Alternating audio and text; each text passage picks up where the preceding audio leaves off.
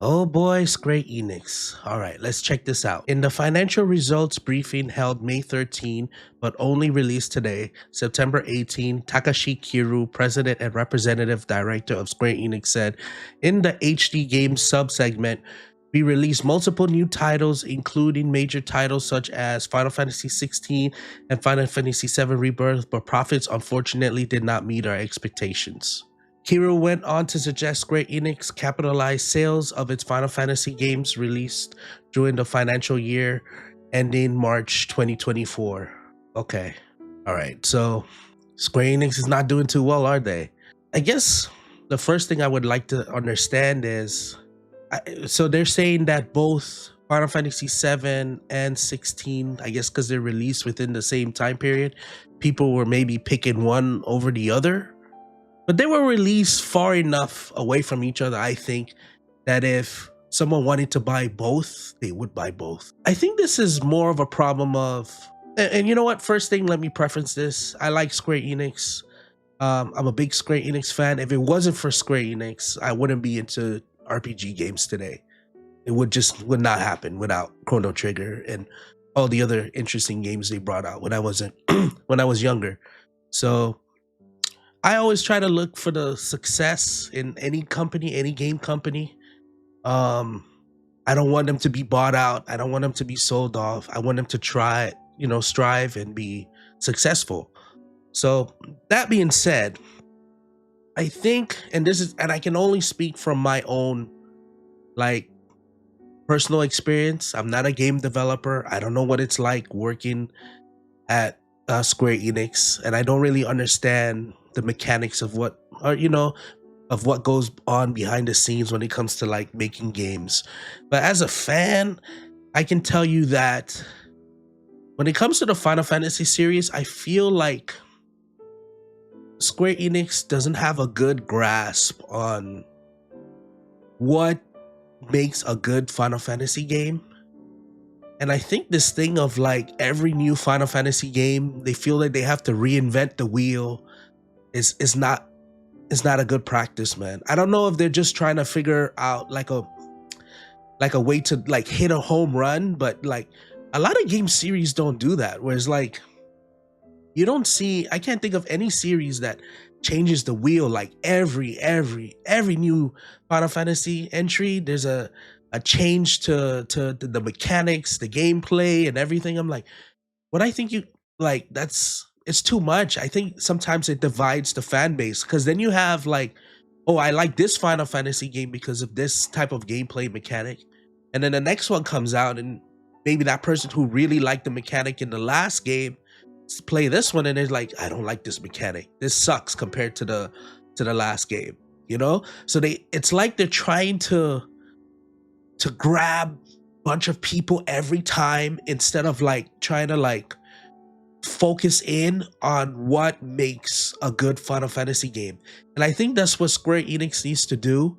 I think they need to go back and like look at what made Final Fantasy 1 to maybe I would say up to Final Fantasy 10 great, and then try to key in on maybe like 5 things that makes a Final Fantasy game a Final Fantasy game, and make sure that each game has those aspects. Like for me personally, I think a Final Fantasy game is something that has a very deep and dark story, usually has a little bit of romance. um the gameplay is all about strategy. The music is good, and the world building is amazing. So that's just a couple things I can think of. But like I said, I don't I don't work for Square Enix. It's not my job. I'm just the consumer. They're supposed to try to figure that out. And I can tell you, like, I look at, like, let's say the Dragon Quest series. I don't think Dragon Quest has this problem. Like every Dragon Quest game, there are some slight changes, but when you go into a Dragon Quest game, you know what a Dragon Quest game is. So that's definitely the first thing I would say they need to focus on, is just trying to understand what makes a Final Fantasy game a Final Fantasy game, and then try to key in on that. I also think the second thing is I think they try to focus too much on what their fans want, especially the Western audience. And that's fine. You want to, you want to do your outreach, but your core audience should come first, man. Those Japanese gamers, you should be going to them first and try to understand what type of game they want from a Final Fantasy. In fact, they should be doing polls, supposed to be doing, I don't know, send out like research report to people who play Final Fantasy games over the years. Just send it out and try to figure out like, hey, these are some series of questions that we have for you. Why do you like Final Fantasy? What makes Final Fantasy great to you?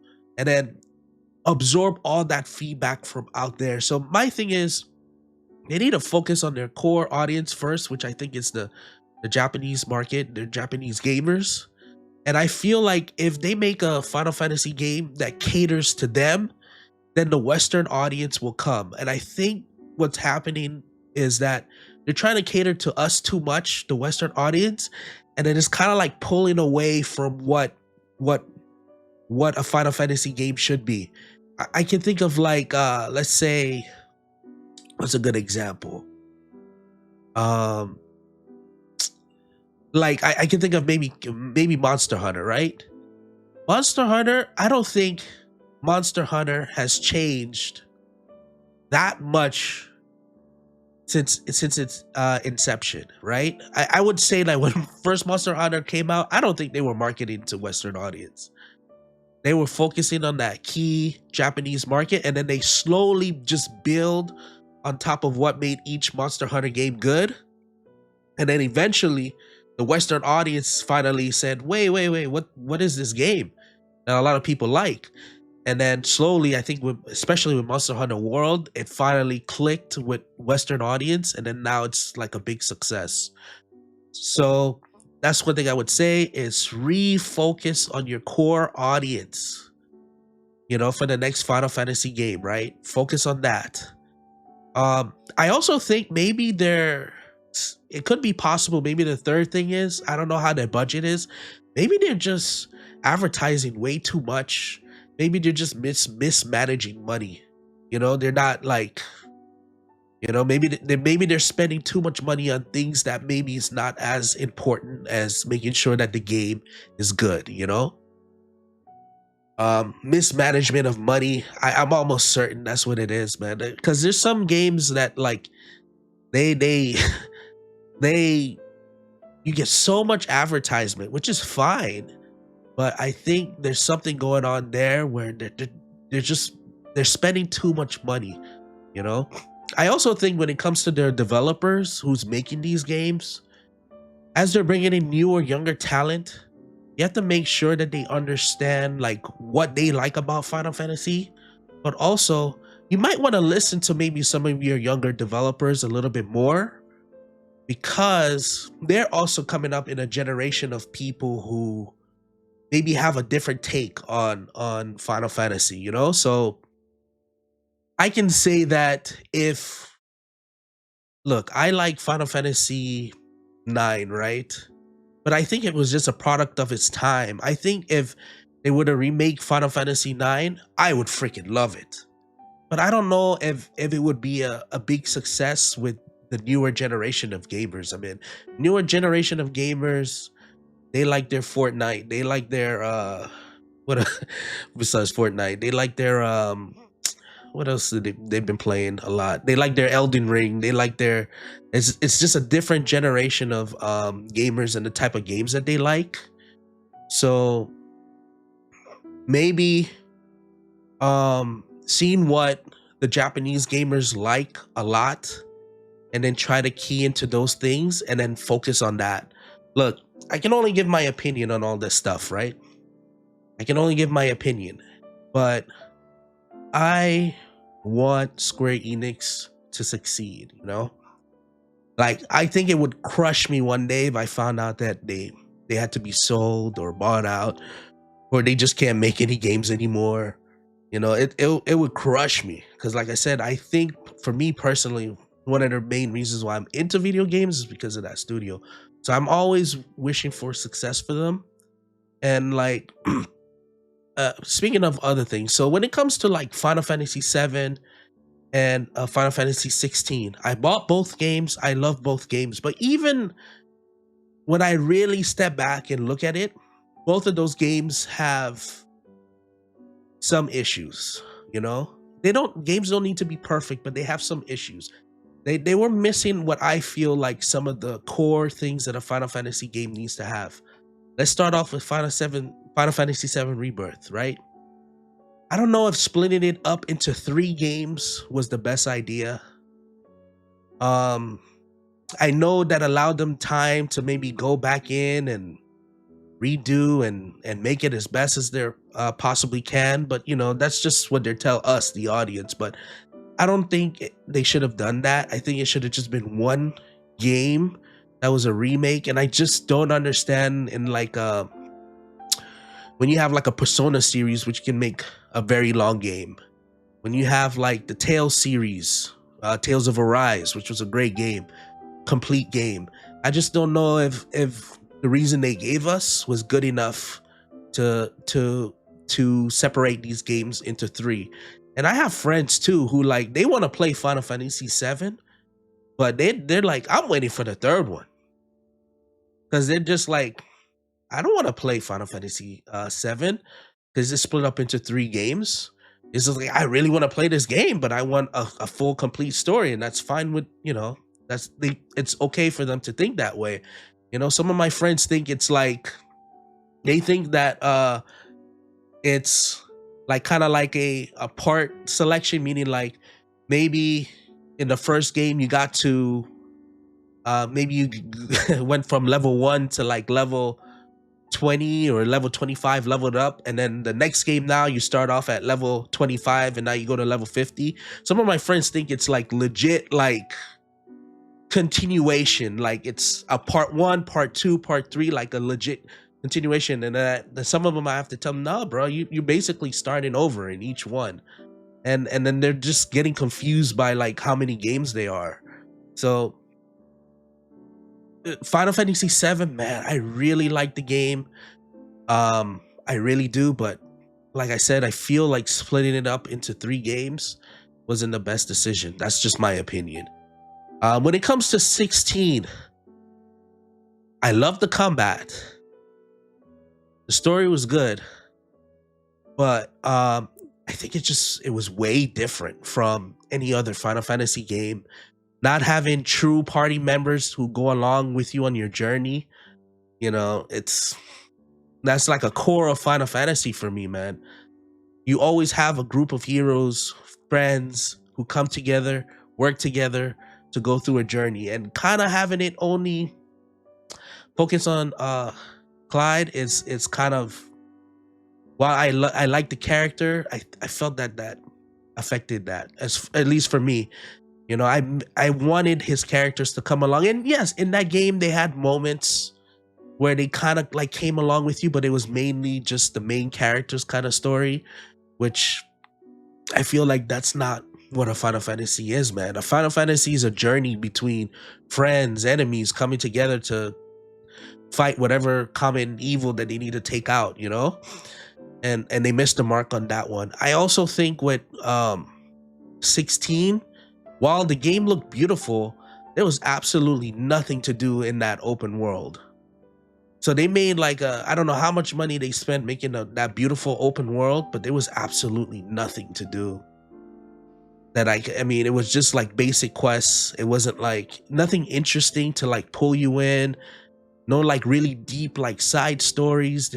There was just like nothing in that aspect. At least for me, that's how I felt about it. Maybe other people feel differently, but that's how I felt. And then with Final Fantasy 7 Rebirth, I felt like they added like a lot of fun stuff, which I did all of that.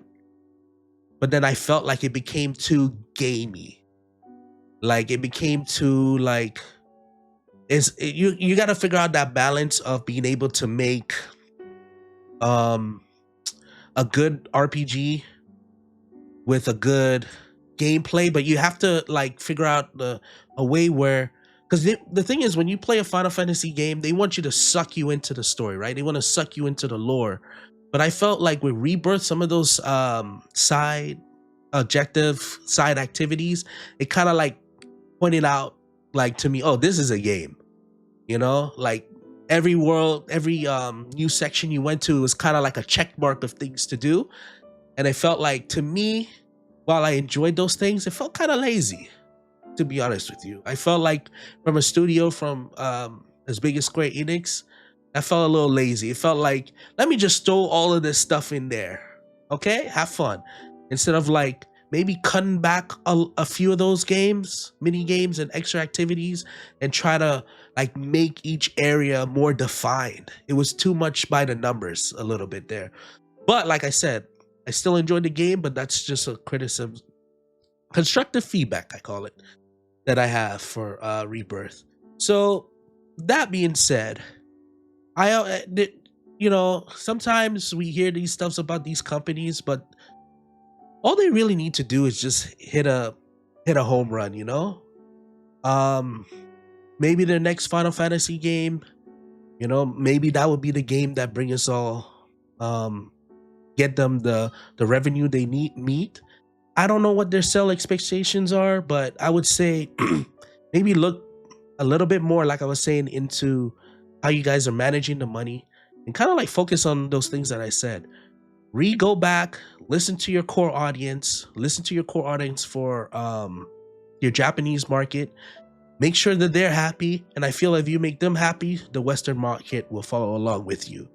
You guys need to just key in and focus on what your developers want to make. Maybe listen to some of the younger ones, because they grew up in a different time. And like I said, just because Final Fantasy 9, I love Final Fantasy 9, doesn't mean that it would succeed today. So I think I have said all I've wanted to say. But for anyone down who's happened to, if some of you guys actually listened to this whole conversation that I have, you guys want to add anything, leave anything in the comments, please do. Like I said, I think sometimes the internet, they focus too much on the negative, and I think sometimes these studios, they block it out. But we really just got to give them excuse me, we really just got to give these companies some strong constructive feedback, you know. Like what makes Atlas such a good studio right now? You know, what makes Capcom such a good company right now?